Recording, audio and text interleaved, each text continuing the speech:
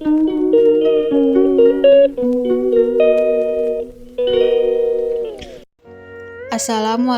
warahmatullahi wabarakatuh. Perkenalkan, nama saya Desi Artikasari dari Prodi D3 Keperawatan Universitas Muhammadiyah Riau. Baiklah, di sini saya akan menjelaskan hasil PPT saya, yaitu persiapan lab atau penunjang lain kraniotomi. Baiklah, selanjutnya pengertian kraniotomi. Kraniotomi adalah operasi untuk membuka tengkorak atau tempurung kepala dengan maksud untuk mengetahui dan memperbaiki kerusakan otak. Prosedur ini biasanya dilakukan untuk menangani tumor otak atau pembengkakan pada otak. Selanjutnya tujuan kraniotomi. Yang pertama itu tumor otak, yang kedua infeksi otak, yang ketiga abses otak, yang keempat epilepsi, yang kelima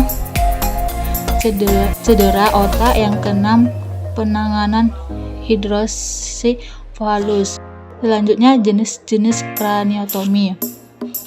Yang pertama itu kraniotomi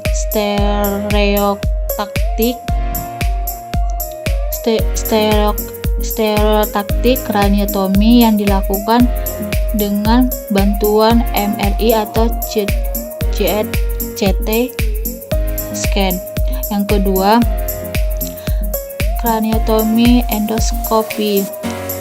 Metode kraniotomi yang dilakukan menggunakan alat endoskopi yang berbentuk seperti selang kecil dan dilengkapi dengan kamera serta lampu. Yang ketiga, kraniotomi lubang kecil. Metode ini yang digunakan bersamaan dengan kraniotomi endoskopi dan umumnya dilakukan untuk tumor otak. Yang keempat, kraniotomi supraorbital. Prosedur yang dilakukan dengan mengangkat sedikit tulang tengkorak di area atas alis. Yang kelima, kraniotomi frontotemporal. Pada prosedur ini akan membuat lubang di belakang garis batang tumbuhnya rambut. Yang keenam, kraniotomi orbizigomatik. Pada prosedur ini akan mengangkat tulang di area tersebut agar bisa mendapatkan akses yang lebih baik. Yang ketujuh, kraniotomi fossa posterior. Umumnya yang dilakukan untuk mengangkat tumor yang muncul di area fossa posterior yang dekat dengan batang otak. Yang ke-8, kraniotomi translabirin. Kraniotomi translabirin dilakukan untuk mengatasi neuroma akustik. Dokter akan membuat sayatan di belakang telinga dan mengangkat tulang mastoid dan kanal semisural. Yang ke-9, kraniotomi bifrontal. Metode ini dipilih bila kondisi tumor tidak memungkinkan untuk dihilangkan menggunakan prosedur yang lebih sederhana. Yang ke-10, kraniotomi yang dilakukan saat pasien sadar.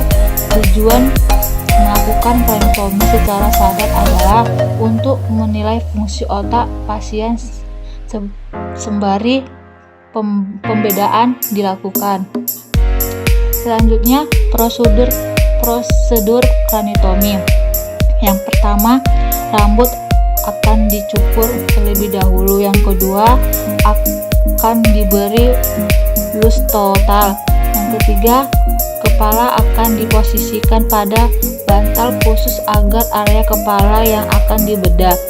Yang keempat, dokter akan memulai pembuatan sayatan pada kulit kepala. Yang kelima, memakai corporal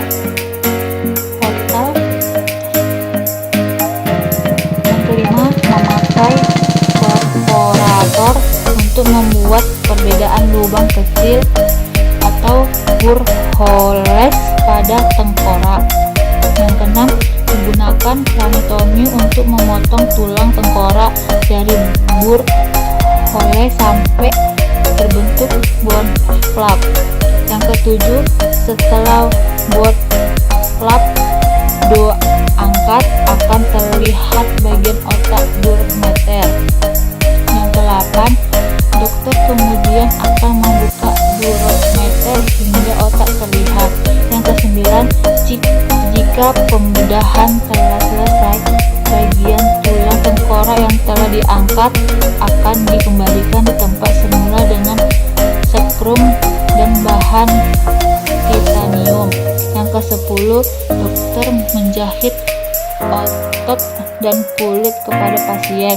Yang ke-11, perban atau pembalut steril akan dipasang atas sayatan. Baiklah, selanjutnya gambar. Di sini kita akan mengetahui gambar-gambar pada organ-organ kepala dan kita bisa memahaminya. Baiklah, sekian dari presentasi saya. Lebih kurangnya mohon maaf, saya akhirin. Assalamualaikum warahmatullahi wabarakatuh.